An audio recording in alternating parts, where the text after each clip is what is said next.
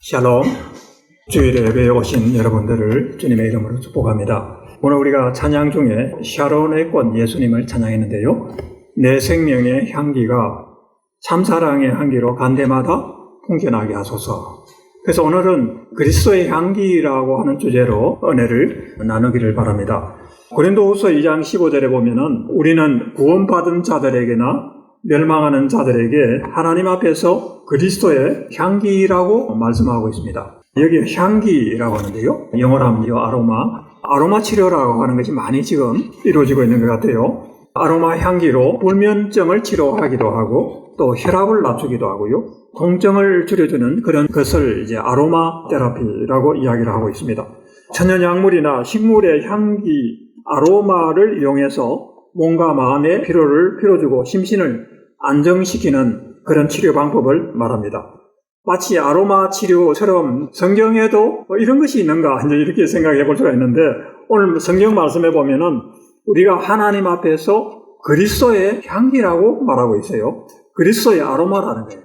간데마다 그리스도의 향기로 풍겨나게 하소서. 우리가 찬양을 이제 그렇게 했는데, 과연 우리는 어떤 향기를 가지고 세상에 살아가고 있는가? 이걸 이제 우리가 스스로 깨야 되는 거죠. 내 안에서 흘러나오는 이 그리스도의 향기가 다른 사람에게 어떤 향기로 나타나고 있는가? 그리고 하나님의 말씀은 우리에게 이 그리스도의 향기를 나타내라고 하는데, 과연 이 말씀이 우리에게 어떤 메시지를 주고 있는가? 이걸 정말 깊이 있게 오늘 묵상해 보면서 은혜를 나누는 시간이 되기를 바랍니다. 14절의 말씀을 보면 항상 우리를 그리스도 안에서 이기게 하시고 우리로 말미암아 각 처에서 그리스도를 아는 냄새를 나타내시는 하나님께 감사한다고 되어 있습니다. 여기 보면은 우리를 항상 그리스도 안에서 이기게 하시고라고 되어 있는데, 이 말씀의 원래 원문을 보면 뭐라고 되어 있느냐 하면은 우리를 그리스도의 승리의 행렬에서 인도하시고 이렇게 되어 있어요.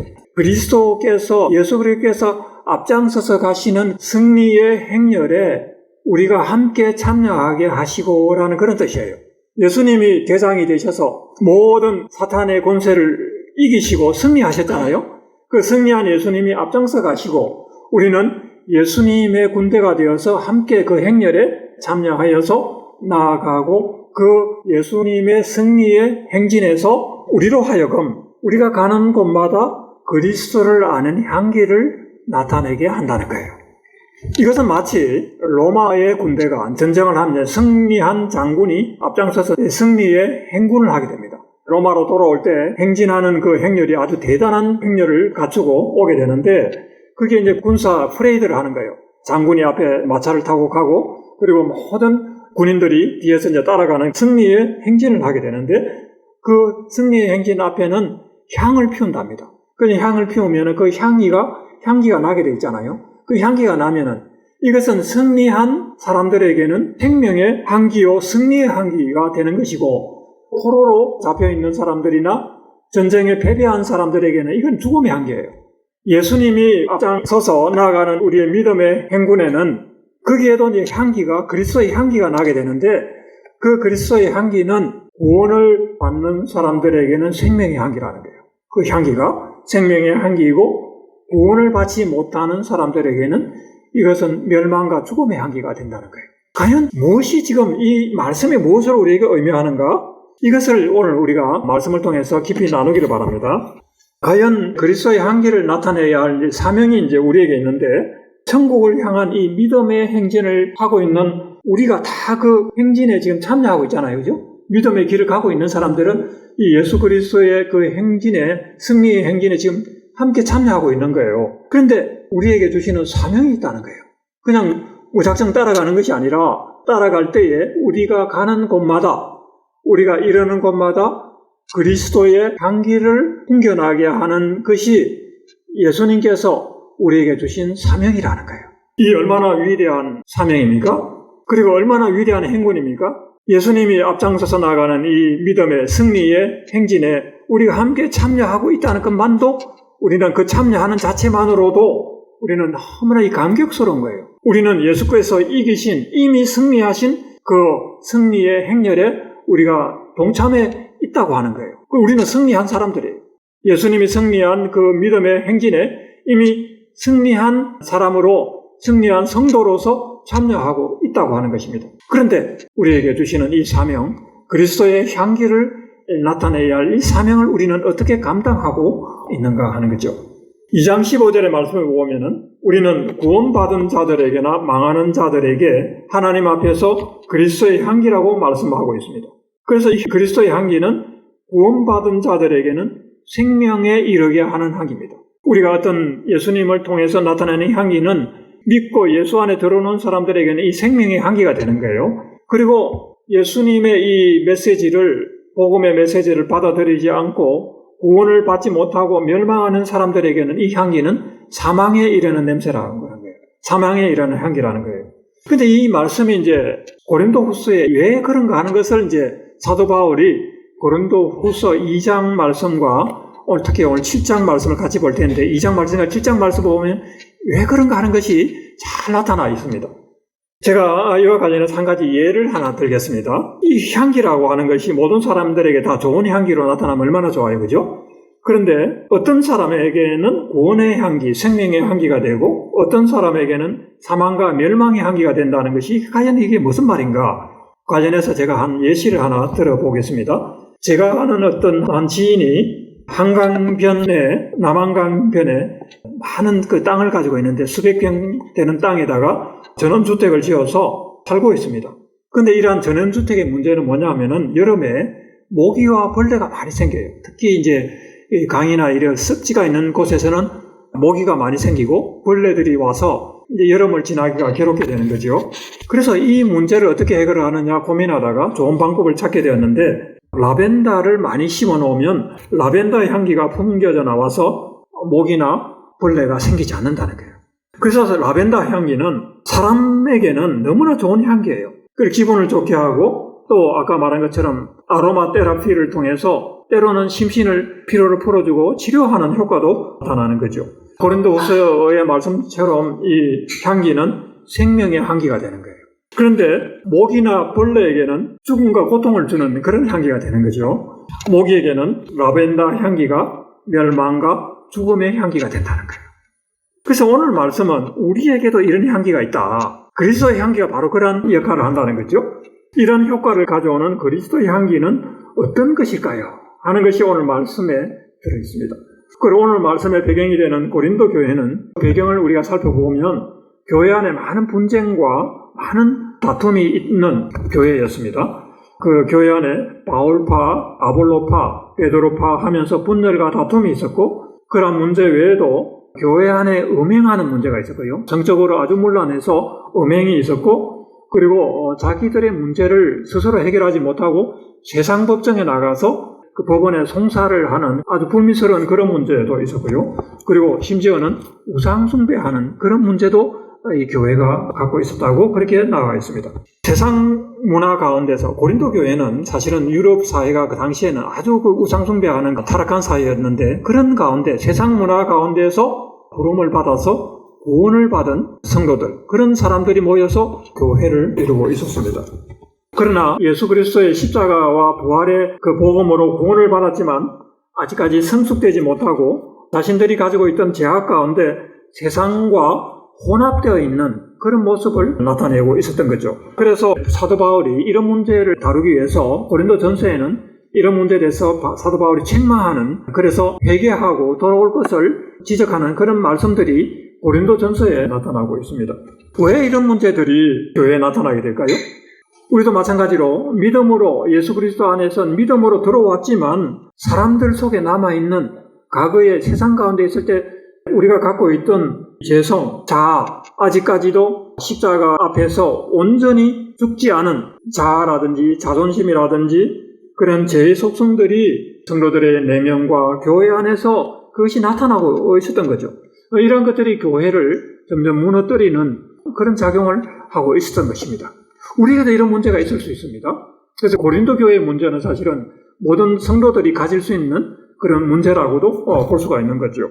그런데 이런 문제에 대해서 이제 바울의 책망이 있고 또 편지가 있었죠. 그러고 나서 고린도 후서에 나오는 이런 내용들을 보면은 사도 바울로부터 이러한 책망과 권면의 말씀을 받은 고린도 교회가 회개하고 돌아왔다는 그런 내용들이 나오게 됩니다. 고린도후서 7장에 보면은 바울의 제자 디도가 고린도 교회로부터 직접 방문하고 가져온 소식을 사도 바울이 듣게 됩니다. 근데 그 내용을 보면은 7장 15절 16절에 보면은 고린도 교회 성도들이 회개하고 돌아왔다는 것을 볼 수 있는데, 너희 모든 사람들이 두렵고 떨므로 바울의 권면하는 말씀을 받아들이고 순종하였다는 것을 보여주고 있고, 이 일로 인해서 고린도 교회 성도들을 깊이 신뢰하고 기뻐한다고 하는 그런 말씀이 기록이 되어 있습니다. 바울은 이러한 소식을 자신의 그 수제자 디도로부터 듣고 낙심한 자들을 위로하시는 하나님이 디도가 와서 전하는 이 소식을 듣고 큰 위로와 기쁨을 얻게 되었다고 말씀을 하고 있습니다. 그래서 고린도 교회는 이러한 이제 변화가 있었고요. 그리고 고린도 후서는 이런 고린도 교회의 변화가 있은 후에 사도 바울이 보낸 편지가 바로 이 편지인 거예요. 다시 이 고린도 후서 2장으로 가보면 7장 8절에 보면은, 그러므로 너희는 차라리 그를 용서하고 위로하라고 말합니다. 고린도 교회에서 이렇게 많은 문제를 일으킨 그런 사람들이 있었잖아요. 그런 교회 성도들을 봤을 때 그렇지 않은 성도들이 얼마나 그 사람들이 못마땅하고 미워하는 그런 감정이 있을 수도 있어요. 그러나 사도 바울은 그런 문제가 있었음에도 불구하고 이렇게 문제를 가지고 있었지만 회개하고 돌아온 성도들에 대해서 용서하고 위로하라고 말하고 있습니다. 그러므로 너희를 권하노니 사랑을 그들에게 나타내라고 권면하고 있는 것입니다. 교회에서 문제를 일으키고 책망을 받은 사람들을 향해서 이제는 그들이 회개하고 돌아왔을 때 그들에게 용서함을 베풀고 사랑을 베풀라고 권면하고 있는 것입니다. 그리고 10절에 보면은 너희가 무슨 일에든지 누구를 용서하면 나도 그리하고, 내가 만일 용서한 일이 있다면 용서한 그것은 그리스도 앞에서 한 것이라고 말씀하고 있는 거죠. 왜냐하면 그리스도께서 동일하게 그와 같은 우리도 용서하셨기 때문에, 예수님께서 우리도 용서하셨기 때문에 사도 바울처럼 우리도 다른 사람을 용서할 수 있고 또 용서를 해야 된다는 것입니다. 그리고 우리가 형제를 용서하는 것은 사단에 속지 않게 하려 함이라고 말하고 있습니다. 도대체 이 말씀은 무슨 말입니까? 사탄이 하는 일은 무엇입니까? 사탄이 하는 일은 죽이고 멸망시키는 일입니다. 사람이 사탄의 어떤 속임에 빠져서 죄를 짓게 되면 사탄은 죄의 사슬로 사람들을 올가매게 됩니다. 올가매어서 그 죄에 빠진 사람을 죽이고 멸망시켜서 지옥으로 끌고 가는 것이 사탄이 하는 거죠. 그래서 우리가 예수 그리스도 안에서 죄를 회개하는 것은 이러한 사탄의 속임과 우리를 올가매는 이런 죄의 쇠사슬에서 우리를 해방하는 거예요. 우리를 해방하는 것이고 우리를 생명의 길로 가게 하는 것입니다. 예수 그리스도의 용서와 사랑이 우리를 이러한 사탄에게서 건져내는 것입니다. 그래서 용서하고 사랑을 베푼다는 것이 얼마나 중요하다는 것을 오늘 지금 이 말씀을 통해서 하고 있는 거예요. 예수님께서는 이렇기 때문에 그 용서와 사랑에 대해서 70번씩 7번이라도 용서하라고 말합니다. 이것이 사람을 구원하는 능력이 그곳에 있기 때문에 이것이 해결이 되지 않으면, 이 용서와 사랑이 없으면 사람들은 주님께로 돌아오지를 못합니다. 그래서 70번씩 7번이라도 용서함으로 사람들이 이 죄의 쇠사슬로부터 해방이 되어서 생명의 길로 가게 하는 것입니다. 우리가 예수 그리스도의 은혜를 입고 죄로부터 해방이 되어서 자유함을 얻고 생명의 얻은 사람이라면 당연히 우리도 다른 사람에 대해서, 다른 사람의 허물과 죄에 대해서 나무라고 책망할 수 있지만 용서할 수 있는 마음을 가지고 있어야 된다는 거죠. 그래서 아무리 악한 죄인이라 할지라도 예수 안에서 돌아오게 하고 그들을 용서하고 사랑을 그들에게 나타내는 것이 우리를 향한 하나님의 부르심이라는, 오늘 말씀은 오늘 그리스도의 향기를 우리가 가는 곳마다 나타내라고 하는 것은 바로 이것을 말하는 거예요. 우리가 가는 곳마다 죄의 쇠사슬에 묶여있고 또는 그 죄로 인해서 고통당하는 수많은 사람들이 있습니다. 그 사람들은 다 하나님께서 구원하시기를 하나님께서 기뻐하시는 사람들이고, 그들이 죄의 쇠사슬에서부터 해방이 되어서 주님 안으로 생명의 길로 나오기 위해서는 바로 그리스도의 향기가 필요하다는 거예요. 그리스도의 향기가 무엇입니까? 십자가에서 흘리신 그 보혈의 능력으로, 그 보혈의 피로부터 능력에서 흘러나오는 그 향기는 아가서에 보면은 뭐라고 되어 있죠? 무슨 향기라 되어 있죠? 몰약의 향기. 몰약의 향기가 바로 그리스도의 향기인 거예요.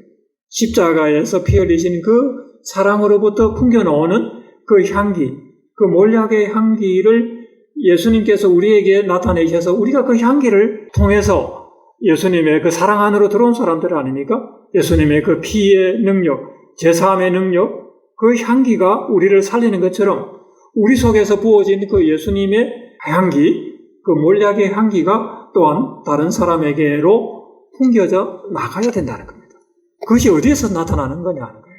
그것은 우리가 형제를 주의 사랑으로, 예수님의 사랑으로 품고 용서하고 사랑하는 것에서부터 그러한 향기가 나타난다는 것입니다. 이것이 구원을 얻은 사람들에게는 생명으로부터 생명에 이르는 향기라고 말하고 있고요. 구원을 받지 못하는 사람들에게는 사망으로부터 사망에 이르는 향기라고 말하고 있습니다. 세상 사람들이 볼 때는 이것을 이해를 못합니다. 형제를 용서하고 사랑하는 것, 자기를 핍박하고 자기를 괴롭히는 사람들을 오히려 용서하고 사랑하라고 하는 이 십자가의 사랑을, 그리스도의 향기를 세상은 그것을 이해를 하지를 못해요. 그것은 세상 사람들에게는 어리석은 일이요, 못난 짓이요, 이해되지 아니하는 그런 일이라고 할 수가 있는 거죠. 우리가 잘 아는 그 믿음의 사람들 중에 손양원 목사님 같은 분, 이분은 손양원 목사님은 6.25 직전에 자기 아들을 그 공산당에 의해서 자기 아들을 잃은 사람이에요. 그런데 자기 아들을 죽인 사람을 양자로 받아들여가지고 그 사람을 사랑해서 예수의 사람으로 바꿔놓은 사람이에요. 어떻게 이런 것이 가능한가? 세상 사람들은 도저히 이해할 수 없는 그런 일들을 그 예수의 사랑을 가지고 있는, 십자가의 사랑을 가지고 있는 사람들은 그것을 하는 거예요. 그래서 그 향기를 맡고 사람들이 변화가 됩니다. 그 향기를 맡고 그 자기 아들을 죽인 바로 그 청년도 변화가 되었고요. 그리고 예수 안에 들어와서 구원을 받게 되는 거죠.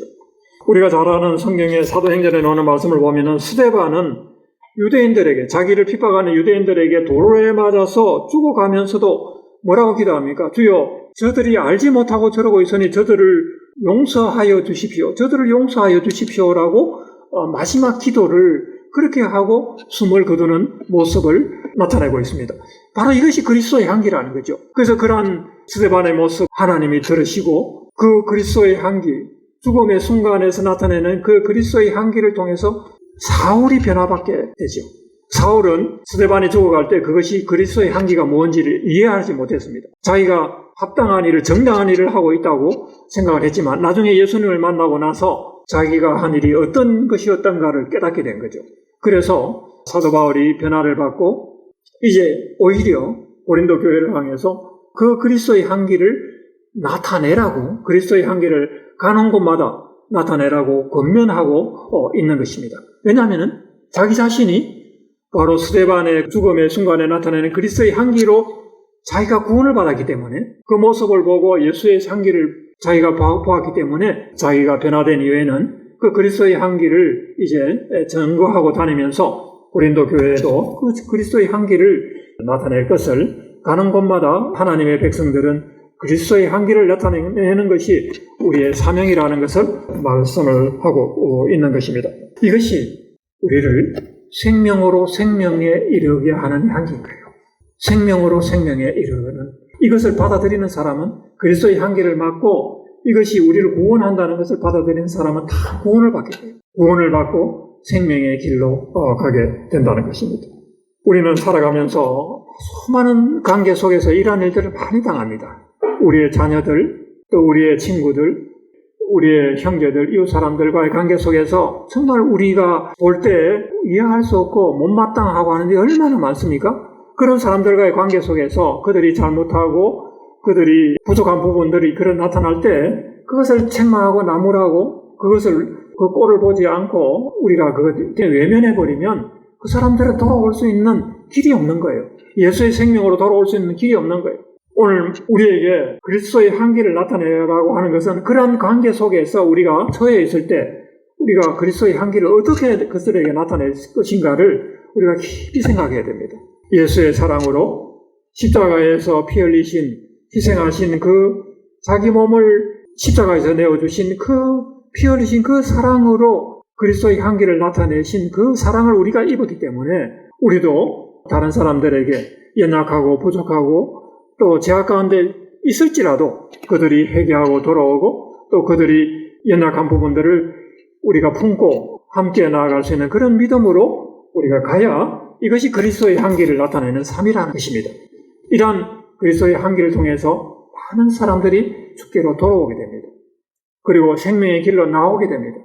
이것이 구원받은 우리에게 그리고 예수 그리스도를 따라가는 믿음의 행진을 하는 우리에게 하나님이 우리에게 원하시는 그리스도의 향기의 사명이라고 하는 것입니다. 아멘. 우리 함께 이 말씀을 기억하면서 믿음으로 우리가 나아가기를 원합니다. 같이 기도하겠습니다. 하나님 아버지, 오늘 주의 말씀을 통해서 그리스도의 향기로 우리가 어떻게 살아가야 할 것을 말씀하여 주시니 감사합니다. 모든 사람을 구원하시는 그 하나님의 그 사랑은 십자가에서 나타내신 그 용서와 그 사랑으로 그리스도의 향기로 나타난 것처럼 하나님 우리도 이 그리스도의 향기를 받은 믿음의 사람으로 살아가게 도와주시옵소서. 우리가 만나는 모든 사람들마다 우리의 가족과 우리의 친구와 우리의 형제와 우리의 이웃들과의 관계 속에서 우리는 어떠한 모습으로 나타나는지를 다시 한번 돌아보게 하여 주시고 예수 그리스도의 향기로 곳곳마다 가는 곳마다 그 풍겨나게 하라고 하는 이 말씀을 우리가 순종하여 나아갈 수 있도록 도와주옵소서. 감사합니다. 예수님의 이름으로 기도드립니다. 아멘.